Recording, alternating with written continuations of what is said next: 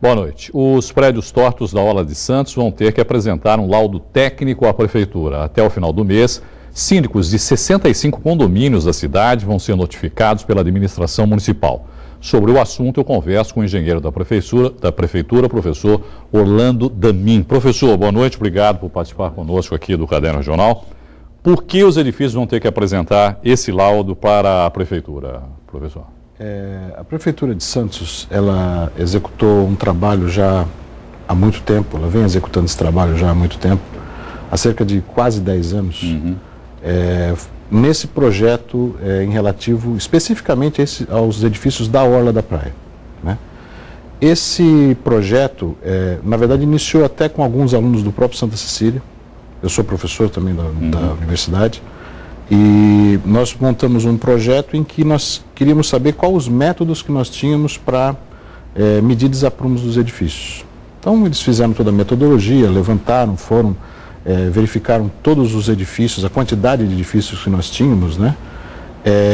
E produziram todo um estudo básico para que a gente pudesse verificar qual a tecnologia mais apropriada para fazer essas medições, né?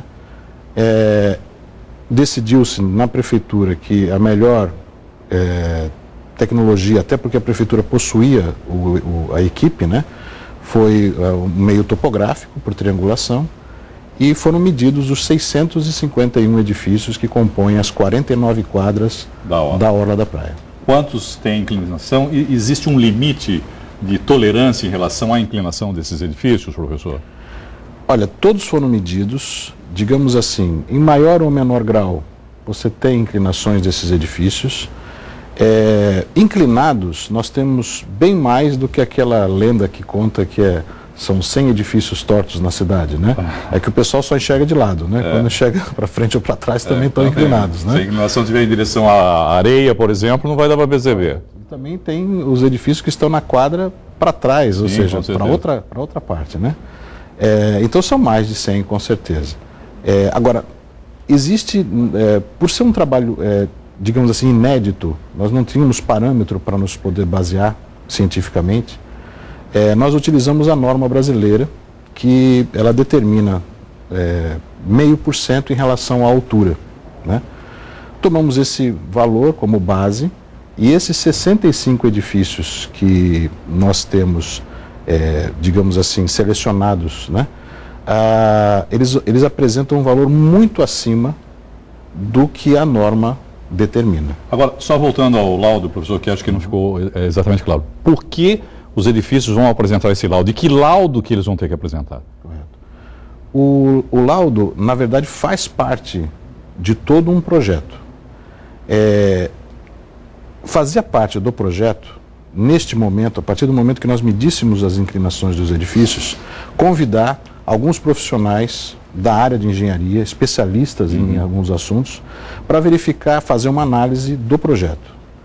E nós, da Prefeitura, imaginávamos que nós tínhamos que fazer agora a medição dos recalques dos edifícios. Os profissionais convidados, um na área especialista na área de cálculo, outro na área de solos, outro na área de patologia, foram unânimes em verificar que, na verdade, nós não deveríamos pedir laudos de recalque diferencial, análise de recalque diferencial, e sim uma análise estrutural desses edifícios. Essa análise estrutural, ela verifica a segurança da edificação, muito mais detalhada do que aquele da lei de auto-vistoria dos condomínios. Porque aquele, digamos assim, é uma vistoria em que, na maioria das vezes, o profissional faz uma vistoria empírica. Ele entra no edifício, verifica, olha, e por analisar, simplesmente ele verifica se há risco ou não. Essa não. Essa Prefeitura vai querer que se tenha resultados numéricos, que o laudo seja conclusivo e inclusive com datas. Ou seja, por quanto tempo que a edificação está segura, se ela está segura, se ela precisa ser monitorada, como deve ser monitorada. É esse laudo que a Prefeitura, na verdade, quer, não só para a segurança dos condôminos, como para a segurança da própria população santista, inclusive. Agora, professor, a gente sabe que essa inclinação ocorre pela maneira como foram construídos esses edifícios, não é porque o solo da cidade é arenoso, eles estão apoiados em sapatas, né, na verdade, a gente conversava até sobre isso, a grande maioria, não vão até o leito rochoso. que é uma exigência da legislação hoje para que os edifícios sejam construídos dessa forma. Esses edifícios que hoje apresentam essa inclinação e foram construídos dessa forma, foram feitos porque a legislação não exigia na época ou porque houve uma concessão por parte da prefeitura, e também alguns síndicos já reclamam do valor também desse laudo, que me parece que é de até R$50 mil. Certo. Por que esse preço e por que esses edifícios também foram construídos da forma como foram construídos? Os edifícios eles foram construídos dessa maneira, em primeiro lugar, por ser mais barato você construir uma fundação rasa do que uma fundação profunda. Pra você ter uma ideia de custos, né? Uma fundação profunda, às vezes, ela chega a custar de 10% a 15% do custo da edificação toda, do valor total da obra. Uma fundação rasa, você pode dividir isso pela metade, ou até menos, 5%, 8%, né? Então, o fator preço-custo influenciou bastante na decisão, na época, da execução desses edifícios. Mas a legislação permitia que isso fosse feito, porque o senhor me falou que hoje, por exemplo, existe uma exigência de que... Hoje existe uma exigência de que exista fundações profundas, sim. Na época, veja, tudo vai se evoluindo, tudo vai se aprendendo, né? Então foi um aprendizado também, não só para a legislação, como para os engenheiros, né? E agora, esse valor de R$50 mil pelo laudo, por que o serviço custa tão caro, professor? É um serviço altamente especializado. Determinados profissionais que têm a competência para fazer esse parecer, porque realmente é um parecer, quer dizer, na verdade a gente tem até que diferenciar um pouquinho, às vezes as pessoas se confundem, né? O laudo é alguma coisa medida, é alguma coisa mensurável. O parecer, na verdade, é a opinião de um técnico, né?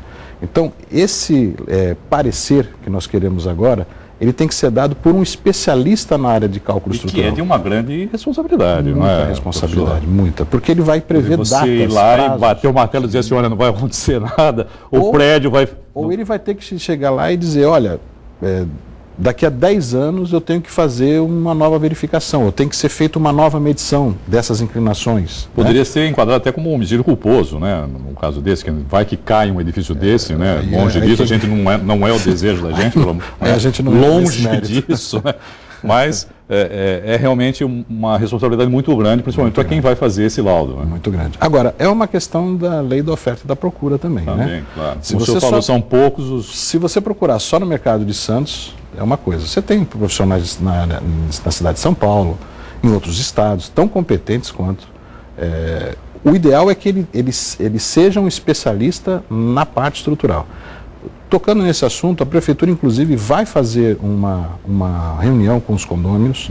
Como você disse, até nós vamos iniciar um convite a eles para uma audiência pública, na verdade, onde será todo explicado o projeto detalhadamente, tudo que foi feito. Eles vão receber uma pasta individualizada, um laudo individualizado, elaborado pelos técnicos da prefeitura, contendo várias informações a respeito da edificação dele, tudo que tem de histórico na prefeitura relativo àquela edificação que ele representa, vai ser entregue a ele os documentos, os processos, o que consta lá, as medições que foram efetuadas, as inclinações que o edifício tem, e vai ser colocado também, conclusivamente, o que ele deve ser feito. Além da audiência pública, que nós estaremos lá com todos os técnicos para tirar possíveis dúvidas que eles venham a ter ainda. Agora, professor, quer dizer, isso provavelmente tem um custo elevado. Não é só o laudo, como o senhor já disse, é alguma coisa em torno de R$50 mil. Quer dizer, para você recolocar esse edifício no alinhamento que ele deve ter, também não é uma coisa barata. A gente sabe de edifícios que já fizeram isso, o Núncio Malzone talvez seja o melhor exemplo que a gente possa dar na praia, que na época utilizou até uma nova tecnologia, né, com professores da USP, e realinharam o edifício. A prefeitura pensa na possibilidade, por exemplo, de criar uma linha de crédito para esses edifícios, porque talvez alguns condomínios não tenham condições de realizar esse trabalho, que pode ter um custo absolutamente elevadíssimo. Logo no início do projeto, o projeto, na verdade, tem duas fases, né? Ele tem a parte técnica e tinha a parte social, a parte de que levantar quantas pessoas moravam nos apartamentos, a condição social dessas pessoas, né? Para verificar justamente a possibilidade de um financiamento, né? Por parte do governo federal, por parte dos bancos. Isso vai ser incluído no condomínio, provavelmente, né, professor? Só que nós temos um problema técnico em relação aos bancos. algo tem que ser dado como garantia, né? E o que é oferecido para a garantia é a própria edificação. Que nesse caso, se for detectado um risco, ela está em risco, ou seja, o investimento está em risco. Entendi. Então os bancos, na verdade, estão reticentes até o momento, nós não conseguimos ainda criar um produto ou mesmo ter junto com os bancos algum diálogo que se resolva essa situação. Já tivemos a resposta de um dos órgãos financiadores de que não financiaria a obra. O departamento regional aqui do banco levou isso a Brasília e Brasília vetou que não haveria possibilidade do financiamento, porque o bem que serviria como garantia do investimento, do financiamento, na verdade está em risco relativo ao laudo, né? Professor, só para a gente encerrar, os condomínios que não apresentaram o laudo estão sujeitos a algum tipo de punição, multa? Veja, constatado que existe digamos assim, um avanço muito grande da inclinação do edifício em relação ao parâmetro utilizado no projeto que nós utilizamos, e o condomínio não tomar as devidas providências, mesmo recebendo o laudo da prefeitura, mesmo sendo notificado para isso, a prefeitura vai entrar com uma ação de obrigação de fazer, evidentemente. Ela não pode deixar sem um atendimento ou sem uma resposta àquilo para o que ela se propôs, né? O condomínio vai ser obrigado a fazer de uma forma ou de outra, né? Quero agradecer aqui ao professor, engenheiro também da Prefeitura de Santos, Orlando Damin. Professor, muito obrigado pela participação conosco aqui no Caderno Regional. Uma boa noite para o senhor. Obrigado, boa noite. Depois do intervalo, jovem da Grande São Paulo desaparece no mar em Guarujá. Os detalhes em instantes aqui no Caderno Regional. Até já.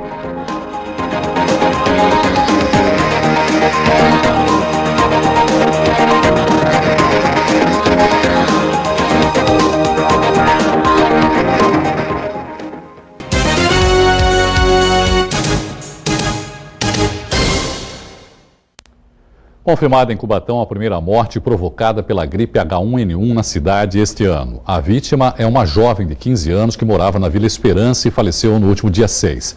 Ela estava internada no Hospital Municipal. Segundo dados da Prefeitura, é o 6º caso na cidade. Ainda em Cubatão, trabalhadores que prestam serviço às indústrias do polo fizeram um protesto hoje pela manhã. Os funcionários das empreiteiras estão em greve há 9 dias. Os operários se concentraram na porta da refinaria Presidente Bernardes.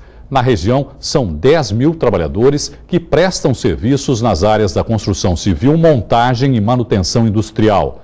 Entre outros benefícios, a categoria reivindica 12% de aumento. A contraproposta patronal é de 9%. Amanhã, o Tribunal Regional do Trabalho julga a questão. Bombeiros de Guarujá realizam buscas para encontrar um jovem que desapareceu no mar durante o fim de semana. O adolescente é de Pirituba, Grande São Paulo, e veio ao litoral junto com uma excursão. Igor Pérez Silva, de 17 anos, desapareceu no mar da Praia da Enseada, em Guarujá, no domingo de manhã.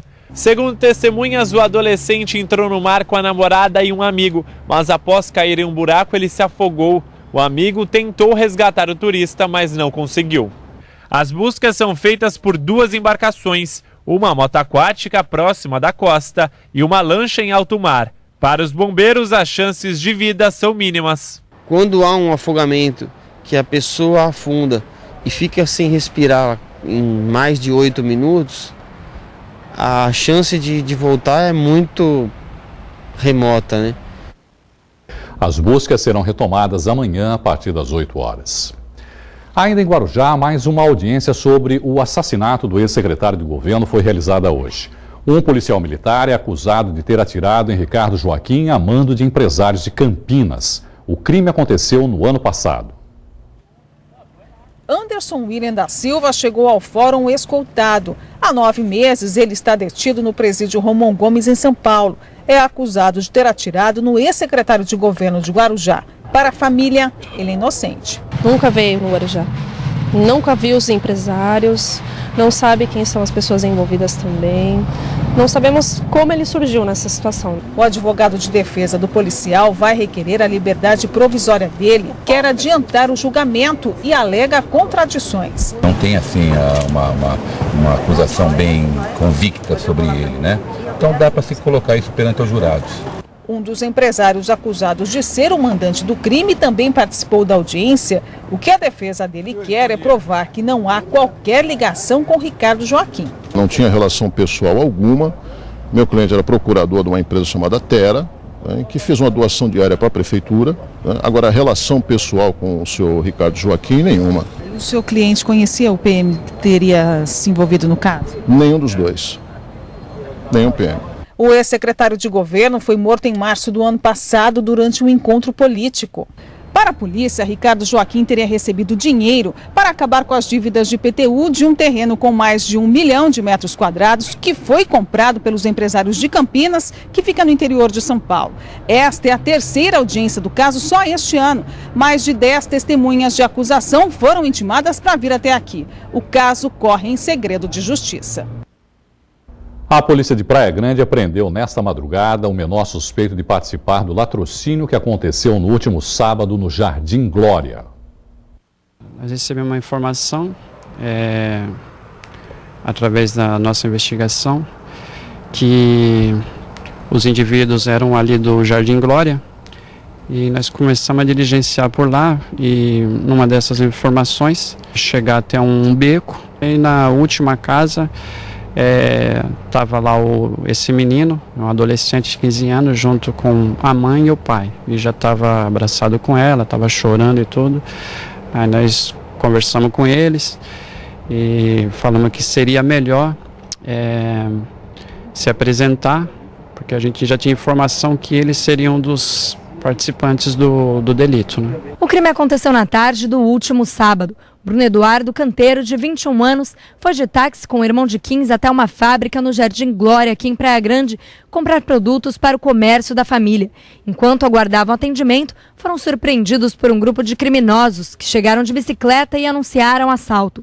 Um deles estava armado e atirou no pescoço de Bruno, que foi encaminhado até o pronto-socorro pelo irmão e pelo taxista, mas não resistiu aos ferimentos. O menor está em unidade de detenção pública com maiores de idade e deve ser encaminhado em até 45 dias para uma fundação casa da região. 2 comparsas estão foragidos. Denúncias podem ser feitas pelo telefone 181, não é preciso se identificar. 4 homens sequestraram o entregador e o motorista de uma empresa de equipamentos de informática na manhã de ontem em São Vicente. Eles foram abordados no semáforo da rodovia Imigrantes e 1 hora depois foram deixados no bairro da Vila Margarida. Por meio de uma denúncia, a polícia encontrou na madrugada de hoje em uma casa no bairro Esmeralda, em Praia Grande, parte dos equipamentos roubados. 2 suspeitos, um deles menor de idade, estavam no local e foram presos. A polícia segue na busca dos outros envolvidos. Depois do intervalo, tem Jogos da Unisanta para você. Ao vivo, nossos repórteres trazem todos os detalhes das partidas de hoje à noite. Nós voltamos já.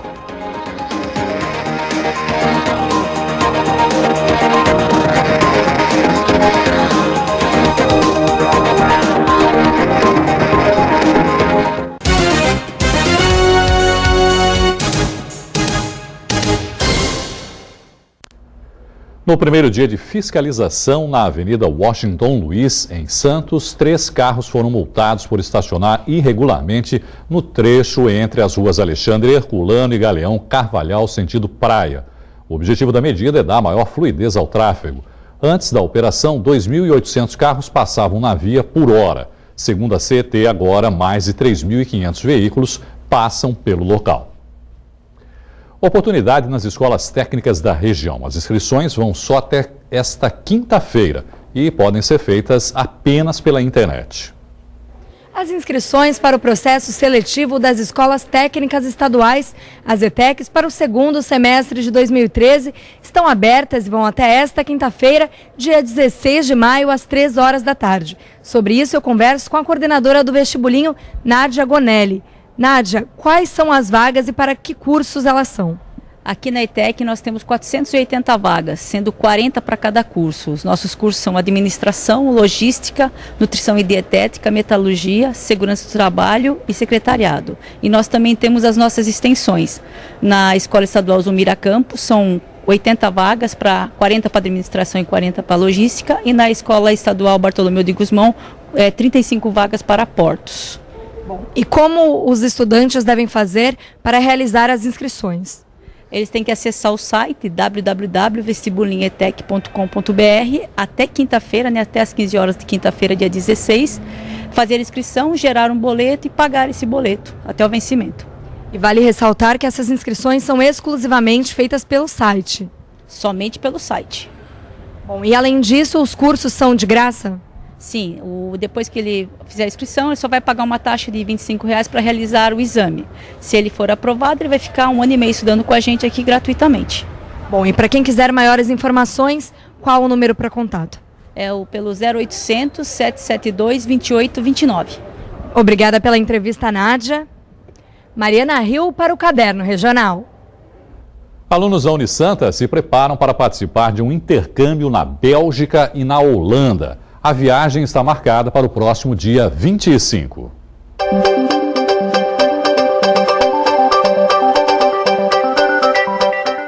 Ao todo, 22 alunos vão participar do programa, entre eles jovens dos cursos de Administração, Logística e Comércio Exterior da Unisanta. Desta vez, o roteiro inclui países como a Holanda e a Bélgica. Espero aprender melhor sobre como que é um dos maiores portos do mundo, como que é toda essa logística, como que eles conseguem trabalhar reduzindo custos, sem funcionários e mesmo assim conseguir movimentar um grande número de cargas para todo o porto. Eu acho isso incrível. E a gente vai buscar na Europa, que de certa forma é a grande escola de toda a logística internacional, inclusive adotada pelo Brasil, a gente vai buscar ensinamentos, nós vamos buscar soluções tecnológicas. O nosso curso é muito voltado à área de tecnologia, muito voltado ao aprimoramento da gestão da logística internacional, do fluxo de comércio exterior, para a gente poder ajudar a resolver ainda na academia, ainda na graduação, com projetos, com ideias, com trabalhos, os problemas que a gente tem, os denominados gargalos logísticos. Mas para chegar até aqui não foi tão fácil assim. Os alunos tiveram aulas sobre diferenças culturais, hábitos e costumes. No encontro, eles também falaram sobre os últimos preparativos, informações sobre a programação e tudo que envolve a viagem que vai acontecer no final deste mês. Hoje nós sabemos que uma escola de classe mundial, como é o caso da Unisanta, em seu currículo possibilita essa série de oportunidades, são janelas de conhecimento que se abrem de forma que o aluno possa cruzar histórias, culturas, conhecimentos científicos, técnicas que são indispensáveis não só no curso como na sua vida profissional. Mas esta é a primeira de muitas outras etapas que ainda estão por vir. Em setembro já tem mais um intercâmbio agendado. A Unisanta já tem intercâmbios com diversas universidades, diversos países, envolvendo inclusive esta área do Porto, sempre com centros bastante avançados, trazendo para os nossos alunos e professores essa experiência tão importante, de modo a que possa refletir no ambiente e também no trabalho aqui da nossa cidade, que tem o maior porto da América Latina, e também trazendo essa experiência inovadora de centros bastante avançados.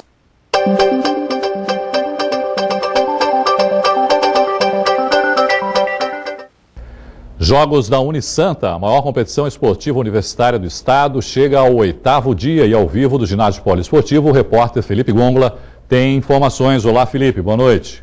Boa noite, Irneu, boa noite a todos. Neste momento acontece a partida de basquete masculino, que é válida pelas quartas de final. Em quadra estão Engenharia Unisanta e Medicina Unimes. Quem vai vencendo é a Engenharia Unisanta pelo placar de 44-9. E esse placar elástico já era de se esperar. Isso porque a Engenharia acumula os últimos 5 ouros na modalidade.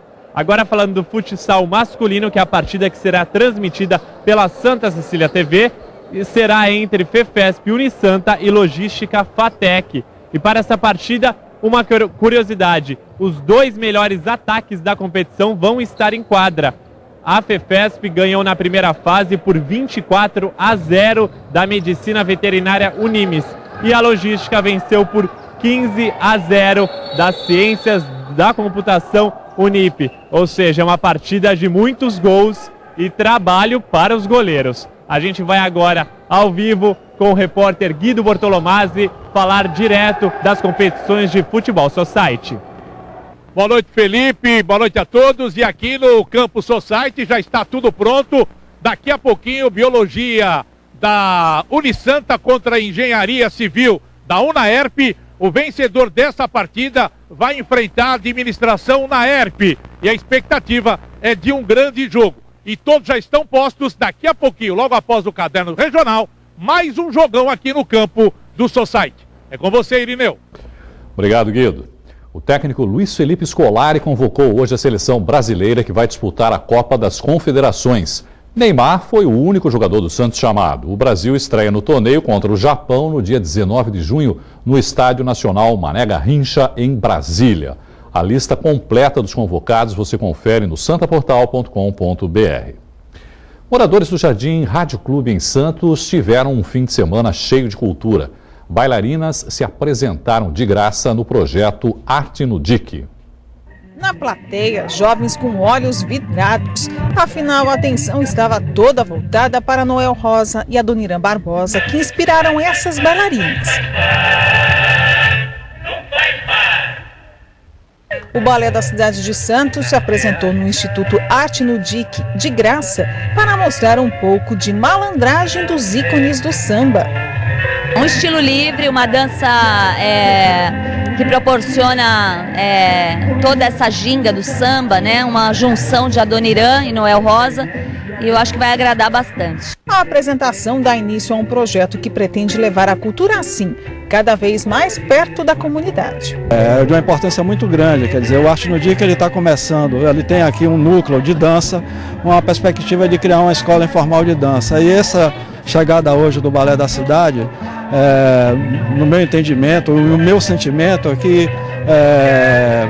mais rápido até do que eu imagino, essa escola de dança vai ter uma sequência. É uma novidade, tanto para o DIC quanto para nós também, mas a gente está contente, acha que vai fazer um bem casado aí com esse pessoal dessa comunidade, trazer a população para poder estar assistindo. É de suma importância, né? Como falou Milton uma vez, todo artista tem que estar onde o povo está. A edição de hoje termina aqui pelo Santa Portal. Você continua bem informado. Fique agora com os jogos da Unisanta. Uma boa noite, obrigado pela companhia. Eu espero vocês amanhã. Tchau.